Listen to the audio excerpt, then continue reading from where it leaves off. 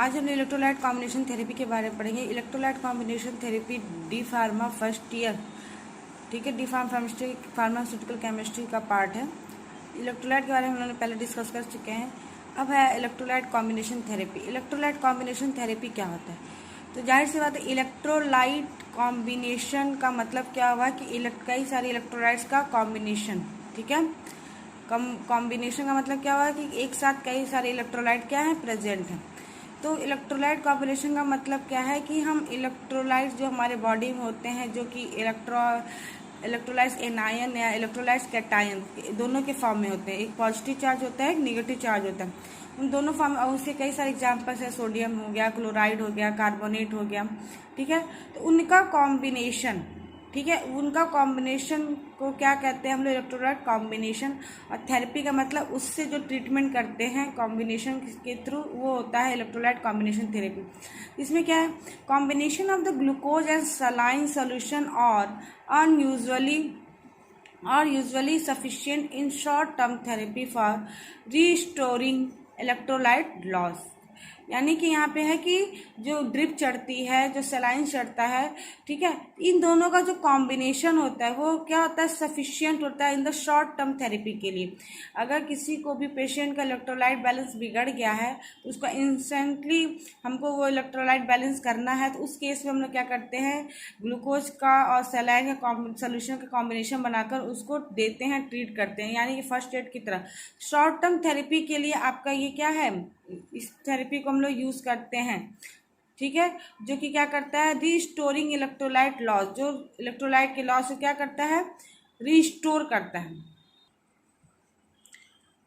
But in severe defect of electrolytes due to heavy blood loss, chronic diarrhoea, solution containing additional electrolyte are usually required. यानी कि जब severe होता है defect of electrolyte, यानी severely electrolyte का जब loss होता है, तो उस केस में जब किसके वजह से होता है, अगर जैसे काफ़ी ब्लड का लॉस हो गया या क्रोनिक डायरिया हो गया, ठीक है, तो उस केस में हम लोग हम लोग एडिशनल इलेक्ट्रोलाइट का यूज़ करते हैं। एडिशनल इलेक्ट्रोलाइट का यूज़ का मतलब हम लोग अलग से सप्लीमेंट्स को यूज़ करते हैं, जैसे इलेक्ट्रॉल पाउडर हो गया, या जो सलाइन चढ़ाते हैं, ग्लूकोज की बॉटल्स देते हैं। तो ये सब क्या है, एक तरह से वो साइड से हम लोग उसको इलेक्ट्रोलाइट को बैलेंस करने के लिए यूज़ करते हैं। तो ये जो इलेक्ट्रोलाइट कॉम्बिनेशन थेरेपी, इसको जब सीवियर होता है, ठीक है, वैसे नॉर्मली अगर इलेक्ट्रोलाइट का बैलेंस बिगड़ता है तो हम लोग नॉर्मली क्या करते हैं, ORS घोल को दे दिए, या इलेक्ट्रॉल पाउडर दे दिया, ग्लूकॉन-डी दे दिए, ठीक है। तो जिससे क्या, जो भी आपका एनर्जी लेवल कम होता है, डिक्रीज होता है, उसको क्या करता है, सेट करने की कोशिश करता है, सही करने की कोशिश करता है। बट जब बहुत ही ज़्यादा लॉस हो जाता है इलेक्ट्रोलाइट्स का, हमारे बॉडी का बैलेंस बिगड़ जाता है, इलेक्ट्रोलाइट बैलेंस बिगड़ जाता है, एनर्जी लॉस होने लगती है, वीकनेस हो जाता है, डायरिया हो जाता है, तो उस केसेस में हम लोग क्या करते हैं, इलेक्ट्रोलाइट कॉम्बिनेशन थेरेपी को अपनाते हैं, ठीक है। और ये कब होता है, जैसे कि हैवी लॉस हो गया, ब्लड लॉस हो गया, हैवी क्रोनिक डायरिया का मतलब बहुत ही जो मतलब कहते हैं ना, आव पड़ना या ब्लड के साथ होना, तो ये सब क्या, इस सिचुएशंस में हमारे बॉडी से बहुत सारे इलेक्ट्रोलाइट का लॉस हो जाता है, और उसके वजह से बहुत ही ज़्यादा बॉडी पे इफेक्ट पड़ता है और हमारी बॉडी काफ़ी वीक हो जाती है। अब इलेक्ट्रोलाइट कॉम्बिनेशन थेरेपी को 2 टाइप्स होता है। पहला है fluid maintenance theory and electrolyte replacement theory. Fluid maintenance therapy क्या होता है? Fluid maintenance therapy is needed when patient are unable to take food and fluids orally, ठीक है। मेंटेनेंस थेरेपी यानी कि जो फ्लूइड मेंटेनेंस थेरेपी क्या होता है, उन पेशेंट्स के लिए है जो अपने हाथ से मतलब खुद वो भोजन नहीं ले सकते, या ऐसे मतलब कह सकते हैं कि अनकॉन्शियस स्टेज पे हैं या बेहोश हैं, और उनको मतलब अभी सर्जरी हुई है, तो उस कंडीशंस में नहीं है कि वो ओरली या फूड को टेक कर सके। तो उस केस में हम लोग फ्लूइड मेंटेनेंस थेरेपी को अपनाते हैं, यानी कि IV के थ्रू, ठीक है, IV के थ्रू उस फ्लूइड को बॉडी में क्या करते हैं, मेंटेन करते हैं, बैलेंस करते हैं, ठीक है। Intravenously fluid are administered to the such patient to supply water and electrolytes. Intravenous यानी कि IV फ्लूइड्स, ठीक है, IV के थ्रू हम लोग एडमिनिस्टर करते हैं पेशेंट में और सप्लाई करते हैं वाटर को और इलेक्ट्रोलाइट्स को। Maintenance solution are the contain small amount of electrolytes and at least 5% dextrose. जो भी मेंटेनेंस सोल्यूशन आप करते हो तो उसमें small amount of the electrolytes होता है, बट कम 5% उसमें क्या डेक्सट्रोज होना चाहिए। डेक्सट्रोज आपको पता है कि शुगर होता है, कार्बोहाइड्रेट होता है, जो हमारे बॉडी को एनर्जी प्रोवाइड करता है। ठीक है। अब फ्लूइड मेंटेनेंस थेरेपी में इलेक्ट्रोलाइट कौन कौन से होते हैं? Sodium, potassium chloride, bicarbonate, magnesium, phosphorus. ठीक है। इनका नॉर्मल रिक्वायरमेंट दिया है मिली इक्विवेलेंट पर लीटर के हिसाब से। तो अगर सोडियम है तो 25 से 30, अगर पोटेशियम है तो 15 से 20, क्लोराइड है तो 22, बाइकार्बोनेट है तो 20 से 23, मैग्नीशियम है तो 3 और फास्फोरस है तो 3। ठीक है। तो ये आपका क्या था, एक नॉर्मल एक रिक्वायरमेंट है बॉडी में, जो नॉर्मल यानी कि जब नॉर्मल पेशेंट होता है उस केस की बात हो रही है कि इतना रिक्वायरमेंट हमारी होनी चाहिए। अगर मेंटेनेंस डिसबैलेंस होता है तो कम से कम इतना हमको प्रॉपर वे में क्या करना रहता है, बैलेंस करना रहता है। अब आता है electrolyte replacement therapy. Replacement therapy is given when there occurs excess loss of water and electrolytes, which is usually associated with condition like vomiting, diarrhea, etc. ठीक है।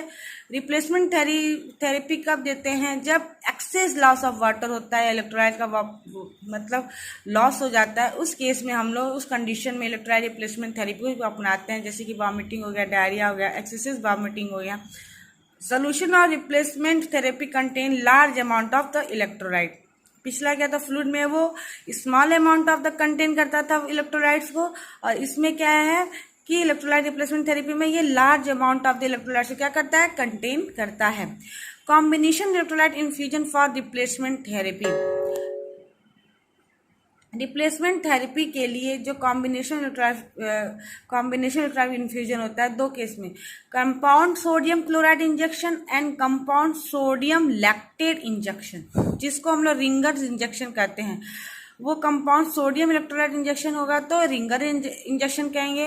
अब वो सोडियम कंपाउंड जो सोडियम इलेक्ट्रोलाइट इंजेक्शन है वो lactate को contain करता है, यानी कि सोडियम लैक्टेट इंजेक्शन होगा तो उसको कहेंगे लैक्टेट रिंगर इंजेक्शन। ठीक है। सोडियम लैक्टेट इंजेक्शन यानी कि लैक्टेट रिंगर इंजेक्शन। अब आता है ओआरएस। ओआरएस के बारे में आप सबको मालूम है कि ओआरएस क्या होता है, क्यों दिया जाता है, किस पर्पस के लिए यूज करते हैं। छोटे इन्फेंट्स बेबी को भी हम लोग ओआरएस का घोल देते हैं अगर उनको डायरिया वॉमिटिंग हो जाता है, लॉस ऑफ द इलेक्ट्रोलाइट होता है, वाटर का लॉस होता है, तो उस केस में भी डॉक्टर सबसे पहले प्रीफर करते हैं ओआरएस, जिसका फुल फॉर्म होता है ओरल रिहाइड्रेशन सॉल्ट। ओरली दिया जाता है। रिहाइड्रेशन यानी कि जो हाइड्रेशन होता है उसको दोबारा रिपेयर करना। री का मतलब क्या था, रिकवर करना। तो जो भी हाइड्रेशन होता है, डिहाइड्रेशन होता है, उसको रिकवर करने के लिए रिहाइड्रेशन एंड सॉल्ट यानी कि सबका सॉल्ट्स। ठीक। ORS is a simple, cheap and effective first line treatment for the diarrhea related dehydration. ठीक है। सबसे पहले जब भी बच्चों को या बड़ों को कोई भी वॉमिटिंग या डायरिया होता है तो सबसे पहले हम लोग क्या करते हैं कि ORS का घोल देते हैं, इलेक्ट्रॉल पाउडर देते हैं कि हमारी बॉडी में जो भी कमी हुई है उसको पहले हम क्या करें, मेंटेन करें। तो फर्स्ट लाइन का मतलब क्या है कि जैसे फर्स्ट एड होता है ना, जब कोई चोट लगती है तो हम लोग कहते हैं फर्स्ट एड लाइए, मतलब अपना जो प्राइमरी इलाज रहता है वो हम लोग करते हैं। तो सेम थिंग इसमें भी है, जब डिहाइड्रेशन होता है तो हम लोग प्राइमरी स्टेज के ऊपर क्या करते हैं, अपने ORS घोल को देते हैं। ORS क्या होता है, सिंपल होता है, चीप होता है, इफेक्टिव भी होता है। सिंपल यानी कि काफ़ी इजीली अवेलेबल होता है मार्केट में भी, मेडिकल स्टोर में भी, और मैक्सिमम लोग अपने घर में भी इसको रखते हैं। ठीक है। इजीली अवेलेबल होता है, चीप भी होता है, सस्ता भी, ज़्यादा महंगा भी नहीं होता है, और इफेक्टिव भी होता है। इंस्टेंटली अगर इफेक्ट उसको शो करना है तो वो का कुछ देर के लिए कम से कम आपकी जो भी प्रॉब्लम है उसको क्या कर सकता है, मेंटेन कर सकता है, कंट्रोल कर सकता है। ठीक है। तो first line treatment for the diarrhoea related to the dehydration. It is a preparation which contain balanced amount of the dextrose and ions. ठीक है। इसका जो प्रिपरेशन होता है कंटेन करता है बैलेंस्ड अमाउंट को। ठीक है। बैलेंस्ड अमाउंट को कंटेन करता है, जैसे डेक्सट्रोज है तो पिछला भी हम लोगों ने फ्लूइड वाले में पढ़ा था कि उसमें डेक्सट्रोज होना ही चाहिए। ठीक है। Small amount of the electron हो, इलेक्ट्रोलाइट हो, बट उसमें 5% डेक्सट्रोज होना चाहिए। डेक्सट्रोज क्या है, इंपॉर्टेंट है, जो कि शुगर का कंटेनिंग, शुगर का एक डेरिवेटिव्स होता है, डेक्सट्रोज, लैक्टोज, ग्लूकोज। ठीक है। तो ये सब क्या एनर्जी प्रोवाइड करते हैं। तो यहाँ पे क्या है, which contain balance amount of the dextrose and ions. Ions में क्या है, such as sodium, potassium chloride, sodium bicarbonate, sodium citrate salt, which replace the loss of the electrolytes and fluid from the body. जो ORS का powder होता है, जो ORS salt होता है, वो क्या कंटेन करता है, डेक्सट्रोज को और इतने सारे आयंस को कंटेन करता है, इलेक्ट्रोलाइट्स को कंटेन करता है, और क्या करता है, लॉस ऑफ द इलेक्ट्रोलाइट्स का जो लॉस होता है उसको रिप्लेस करता है, बैलेंस करता है, और साथ ही साथ जो फ्लूइड का लॉस होता है उसको भी बैलेंस करने में मदद करता है। Appropriate flavouring agent, flowing agent may be added to the produce satisfactory product. यानी कि जो इसका मैन्युफैक्चरिंग होता है तो उसमें जो भी इसका प्रोडक्शन होता है, मैन्युफैक्चरिंग होता है, तो उसमें पहले एकदम सादा आता था, प्लेन फ्लेवर का आता था, जो अधिकतर लोग बच्चों को अच्छा नहीं लगता तो वॉमिट कर देते हैं। तो उसको मतलब अच्छा लगने के बाद टेस्ट देने के लिए लोग ने क्या अब फ्लेवरिंग एजेंट को ऐड किया कि फ्लेवर्स के अकॉर्डिंग, लेमन फ्लेवर या ऑरेंज फ्लेवर के अकॉर्डिंग क्या करें, बच्चे उसको मतलब पीने में ना नुकुर ना करे, और बड़ों को भी अच्छा लगता है। तो उस हिसाब से थोड़ा सा टेस्ट का फीलिंग, क्योंकि जब भी कोई प्रॉब्लम होती है, बॉडी वीक होने लगती है या आपको आपकी हेल्थ इशू प्रॉब्लम होता है, तो उस टाइम सबसे पहले टेस्ट बड खराब होने लगता है, कोई भी चीज़ अच्छी नहीं लगती है। तो सेम थिंग, तो उसको अच्छा करने के लिए, आपको पसंद आए और आपको थोड़ा सा एनर्जी भी फील हो, और गुड फील के लिए हम लोग फ्लेवरिंग एजेंट को अटैच करते हैं। और फ्लोइंग एजेंट क्या होता है, यानी कि जैसे ORS पाउडर है, अगर किसी पैकेट के पाउच में उसको पैकेट में उसको पैक करते हैं तो वो उस रैपर से चिपके ना, वो जब भी आप उसको ओपन करें तो पूरा फ्लो के साथ वो अच्छे से आप उसको घोल सके, यानी वो पाउडर जो है वो चिपके ना, उसका फ्लोइंग इंटेंसिटी क्या करता है, वो इंक्रीज करता है। It contain not less than 90%, not more then 110% dextrose. यानी कि इसमें 90 से कम नहीं होना चाहिए और 110 से ज़्यादा नहीं होना चाहिए, ठीक है। तो 90% से कम नहीं और 110% से ज़्यादा डेक्सट्रोज नहीं होना चाहिए। It contains some diluent for increasing the flow properties. अभी जो मैंने बताया फ्लोइंग एजेंट होता है, तो यानी ये डाइल्यूएंट को मिलाते हैं, क्या करता है, उसकी फ्लोइंग प्रॉपर्टी को क्या करता है, इंक्रीज करता है। Saccharin and aspartame are used as sweetening agent for the pediatric ORS preparation। ठीक है, पीडियाट्रिक यानी कि जो न्यूबॉर्न बेबी होती हैं, जो 1-2 ईयर्स के होते हैं, 1 से 6 मंथ तक के बच्चे, जो छोटे बच्चे होते हैं, इन्फेंट्स होते हैं, उनके लिए, उनके में क्या सैक्रिन एस्पार्टम को यूज़ किया जाता है as the sweetening agent, as the flavouring agent के लिए हम लोग उसको यूज़ करते हैं। Saccharin daily intake is not more than 5 mg per kg of weight daily। जो सैक्रिन होता है daily intake is not more than 5 mg per kg of weight daily, मतलब 5 mg per kg के हिसाब से सैक्रिन क्या करना है, उससे ज़्यादा नहीं होना चाहिए, डेली यूज में नहीं आना चाहिए। और एस्पार्टम इंटेक 40 mg पर, यानी पर 1 kg में 40 mg आपका क्या होना चाहिए, एस्पार्टम लेना चाहिए। तो यानी कि इसके कंपैरिजन में जो सैक्रिन है वो ज़्यादा ही स्वीट है, ठीक है। इसका 5 mg और इसका 40 mg एक क्या है, एक इक्वल रखते हैं स्वीटनिंग एजेंट बनाने के लिए। तो यानी कि एस्पार्टम इससे कम हम लोग क्या करते हैं, एस्पार्टम को हमको बहुत ज़्यादा यूज करेंगे तब जाके वो स्वीटनिंग एजेंट की तरह काम करेगा फॉर द पेशेंट के लिए, ठीक है।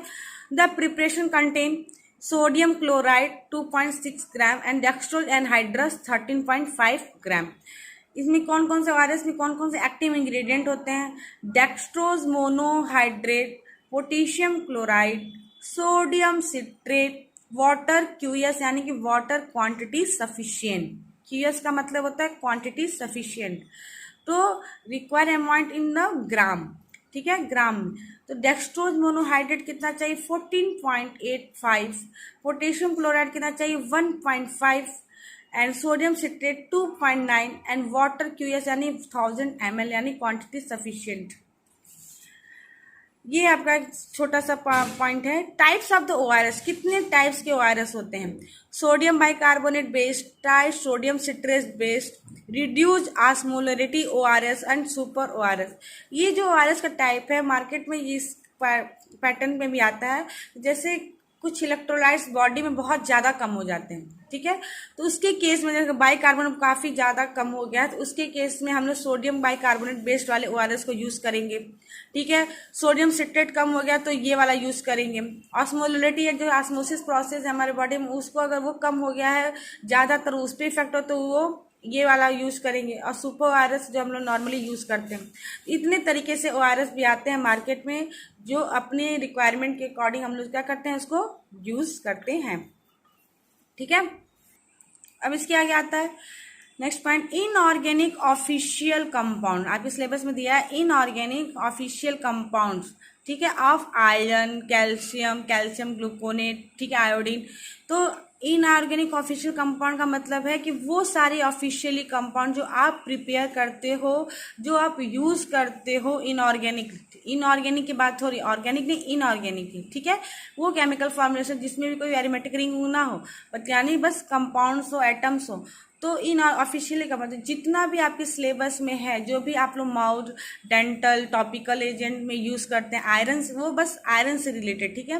टॉपिकल एजेंट में, एंटी माइक्रोबियल एजेंट में, या डेंटल कैरी में, या जो भी आपका जितना भी रिस्पायरेटरी एजेंट है, जो जितना भी आपके सिलेबस में है उससे रिलेटेड, जो हीमोग्लोबिन से रिलेटेड, यानी आयरन का बात है तो हेम से रिलेटेड है।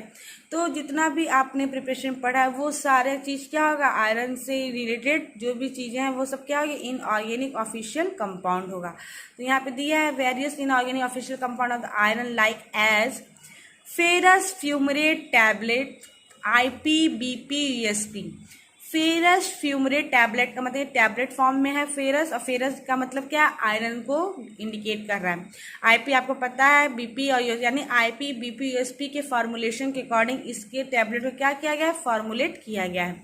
Ferrous gluconate BP and IP, ferrous sulphate oral solution IPBP-USP, ferrous succinate, iron dextran injection, iron sorbitol injection, ferrous carbonate NF, iron and ammonium citrate. यानी कि आयरन के इतने सारे फॉर्मुलेशन आपके जो हैं, जो क्या करते हैं हम लोग इनऑर्गेनिक ऑफिशियली क्या करते हैं, बनाते हैं, ठीक है। और जो मार्केट में इंजेक्शन के फॉर्म में, टैबलेट के फॉर्म में, ठीक है, सोल्यूशन के फॉर्म में क्या आता है, मार्केट में ये आता है, इसको हम लोग प्रोड्यूस करते हैं, प्रोडक्शन करते हैं। अब आता है आयोडीन, और इनका जो डिफरेंट एक्टिविटी होता है, डिफरेंट पर्पस के लिए हम लोग इसको यूज़ करते हैं। जैसे उसकी रिक्वायरमेंट होती है, टैबलेट के फॉर्म में अगर रिक्वायरमेंट है तो टैबलेट के फॉर्म में यूज़ करेंगे, इंजेक्शन के फॉर्म में है तो उसके फॉर्म में यूज़ करेंगे, अगर सोल्यूशन के फॉर्म में देना है तो हम लोग इसके फॉर्म में, यानी कि उसका हर एक फॉर्मेट है, इंजेक्शन भी है, टैबलेट भी है, सिरप भी है, सोल्यूशन भी है। तो जिसकी जिस तरीके से रिक्वायरमेंट होगी उस हिसाब से हम लोग इसको क्या करेंगे, एडमिनिस्टर्ड करेंगे। अब आता है आयोडीन, ठीक। आयोडीन का भी सेम थिंग है कि जितने भी आपने प्रिपरेशन पढ़ी है आयोडीन से रिलेटेड, वो सारा इसमें आ जाएगा इनऑर्गेनिक ऑफिशियल कंपाउंड में।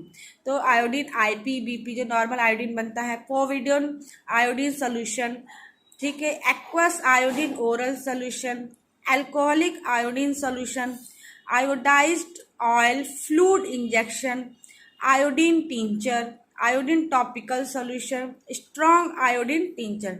यानी ये सब आयोडीन के क्या है, फॉर्मुलेशन है। ये सब इन सारे फॉर्मुलेशन को हम लोग ने बनाया है अलग अलग प्रॉपर्टीज के लिए, अलग एक्टिविटी के लिए हम लोगों ने क्या यूज किया है, ठीक है। अब है कैल्शियम। कैल्शियम का इनऑर्गेनिक ऑफिशियल कंपाउंड क्या है, कैल्शियम। कैल्शियम आपको पता है बोन से रिलेटेड होता है, ठीक है। बोन से रिलेटेड यानी बोन से रिलेटेड जो भी डिजीज होगी, जो भी प्रॉब्लम होगा, वहां पे हम लोग कैल्शियम की दवाएं जरूर देते हैं, ठीक है।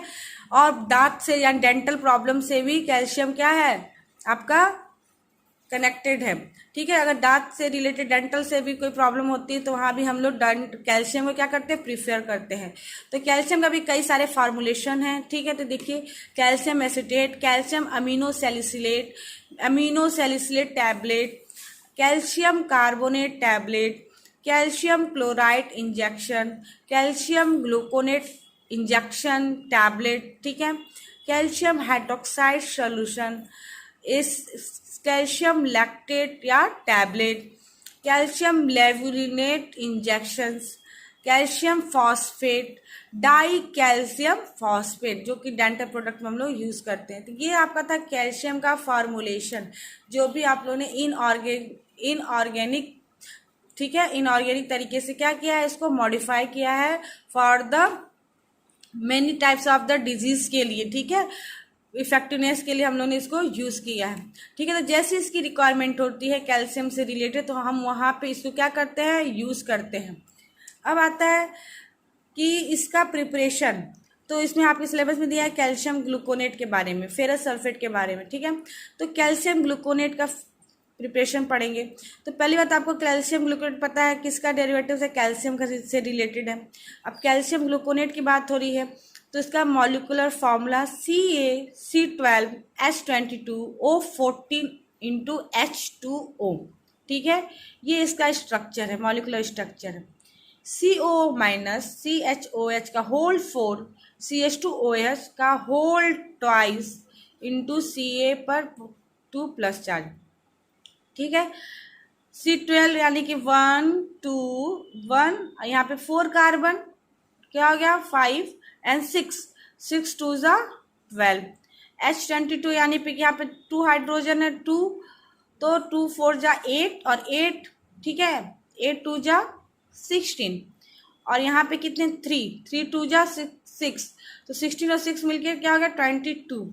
फिर ऑक्सीजन क्या है 2 3 4 2 2, यहाँ पे क्या है 4 ऑक्सीजन, ठीक है, O का 4 है तो O4 हो जाएगा, तो 2 और 4O 2 4 6 और 6 और 7 और 7 2 जा 14, ठीक है, ये 14 हो गया इंटू वाटर। अब इसका मॉलिकुलर वेट कितना है 430.373 ग्राम पर मोल। सिनोनिम्स है कि कैल्सिपर के नाम से, कैल्सिकॉल के नाम से ये मार्केट में क्या होता है, सेलिंग होती है। प्रॉपर्टीज क्या है, वाइट ऑर्डरलेस क्रिस्टलाइन पाउडर, ठीक है, it is stable in air, it is slightly soluble in the water and insoluble in the alcohol, ठीक है, it is stable in air, slightly soluble किसमें, वाटर में, और इनसॉल्युबल है किसमें, अल्कोहल में। With the addition of dilute HCl, calcium gluconate is decomposed into gluconic. With the addition of dilute HCl, calcium gluconate is decomposed into gluconic acid and calcium chloride. जब addition करते हैं dilute HCl का किसके साथ, calcium gluconate में, तो ये decompose हो जाता है ग्लूकोनिक एसिड, ठीक है, और कैल्शियम क्लोराइड में। कैल्शियम ग्लूकोनेट का ये फॉर्मूला है, HCl के साथ रिएक्ट कराया गया तो क्या बना, ग्लूकोनिक एसिड और कैल्शियम क्लोराइड, यानी किसमें टूट गया, ग्लूकोनिक एसिड में और कैल्शियम क्लोराइड में टूट गया। अब आता है इसका preparation. It is prepared by heating a solution of glucon acid with a slightly excess of calcium carbonate. It is prepared by heating a solution of gluconic acid. जब ग्लूकोनिक एसिड को हम लोग हीट करते हैं with slightly excess of the calcium carbonate, यानी calcium carbonate को excess amount में लेते हैं, और इसको जब ग्लूकोनिक एसिड के साथ हीट करते हैं तो हमारा क्या बनता है, calcium gluconate plus carbon dioxide और वाटर रिड्यूस होता है। अब यहाँ पे देखिए सेम उल्टा हो गया है, हुआ है ना, कैल्शियम ग्लूकोनेट HCl के साथ जब रिएक्ट कराते हैं तो ग्लूकोनिक एसिड और कैल्शियम क्लोराइड निकलता है, ठीक है। और यहाँ पे क्या है, ग्लूकोनिक एसिड और कैल्शियम कार्बोनेट, यहाँ पे ग्लूकोनिक एसिड तो यहाँ पे भी है, सेम थिंग यहाँ पे भी है, यहाँ पे क्या कैल्शियम क्लोराइड निकल रहा है, यहाँ पे क्या है, हम किसके साथ रिएक्शन करा रहे हैं, कैल्शियम कार्बोनेट के साथ, तो हमारा क्या बना, कैल्शियम ग्लूकोनेट और कार्बन डाइऑक्साइड गैस निकल रहा है और वाटर रिड्यूस हो रहा है। यूजेस, अब आता है uses. It is useful in the treatment of calcium deficiency, जाहिर सी बात है जब कैल्शियम से रिलेटेड है तो कैल्शियम डिफिशियंसी में ये यूज होगा, जिसको कहते हैं hypocalcaemia. It is also used as calcium replacer, as diuretic and anti allergic agent में भी यूज होता है। It may be also be given IV and IM, IV यानी इंट्रावेनस और IM मतलब इंट्रामस्कुलर एडमिनिस्ट्रेशन, ठीक है। Storage, it is store in a air tight container and protected from light. ठीक है। इसको क्या करते हैं, एयर टाइट कंटेनर में रखते हैं और उसको प्रोटेक्ट करते हैं लाइट से। ये इसका यूज़ था, कैल्शियम की डिफिशियंसी में यूज़ करते हैं और कैल्शियम रिप्लेसर की तरफ यूज़ करते हैं हम डायरेटिक्स में, और एंटी एलर्जिक एजेंट की तरह इसको यूज़ करते हैं। इसको इंट्रोडक्शन, इसका एडमिनिस्ट्रेशन क्या है, IV और IM। ये था इसका प्रिपरेशन, ये यूजेज एंड स्टोरेज। अब आता है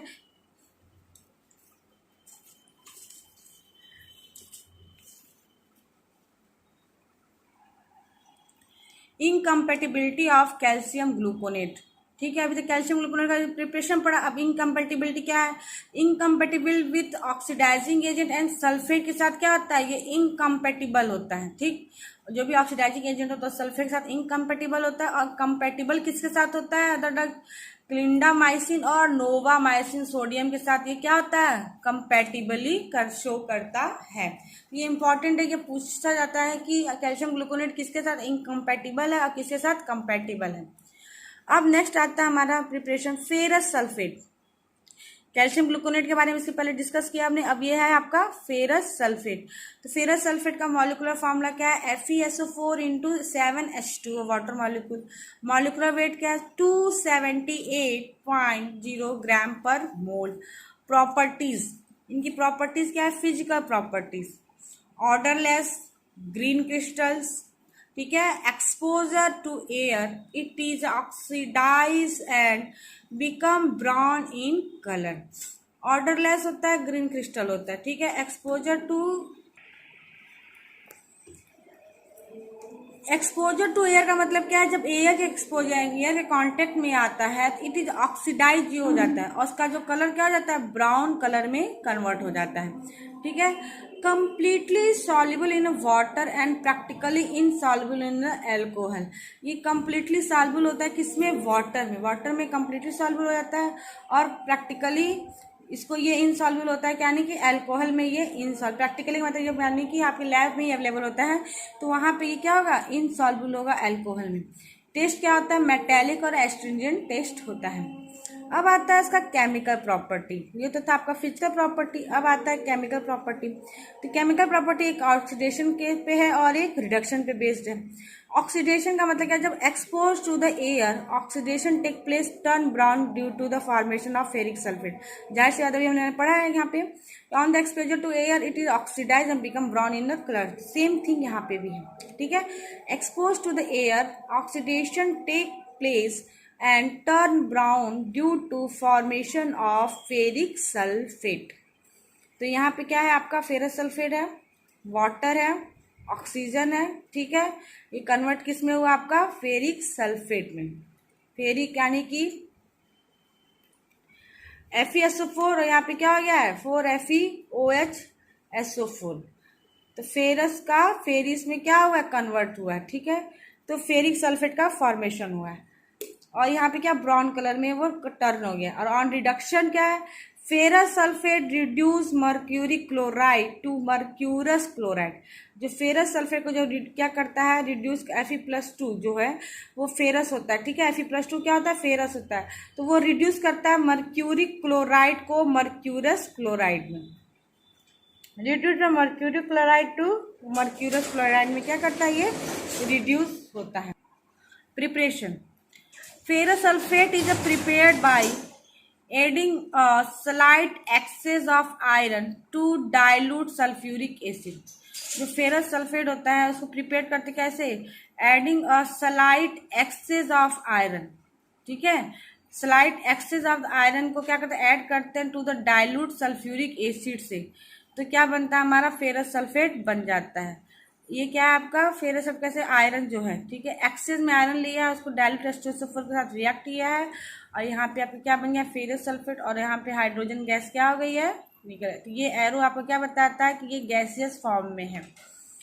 When the effervescence of the hydrogen is stopped, the liquid is concentrated and cooled to get crystal. जो भी हाइड्रोजन का जो इफर्वेशंस होता है वो क्या हो जाता है, बंद हो जाता है, और जो लिक्विड कंसनट्रेटेड लिक्विड होता है वो ठंडा होने के बाद किस में आ जाता है, क्रिस्टल के फॉर्म में आ जाता है।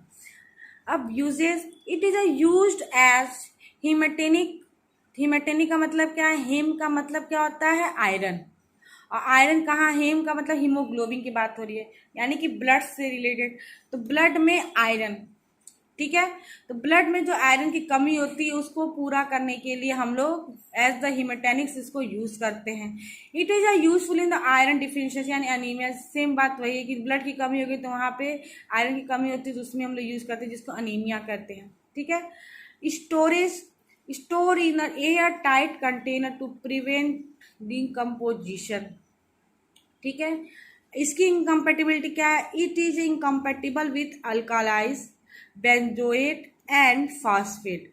ये अल्कलाइज बेंजोएट के साथ और फॉस्फेट के साथ क्या है? इनकम्पेटिबल है। तो ये था आपका preparation of the ferrous sulphate, जो कि फेरस का क्या था? सल्फ्यूरिक एसिड का सब कराते हैं, एक्सेस में आयरन लेते हैं तो हमारा फेरस सल्फेट बनता है और हमारा हाइड्रोजन गैस क्या होता है? रिलीज हो जाता है। जब हाइड्रोजन गैस इफर्वेसेंस जब रुक जाता है तो जो आपका कंसनट्रेटेड लिक्विड बचता है वो ठंडा होने के बाद किस फॉर्म में आ जाता है? क्रिस्टल में।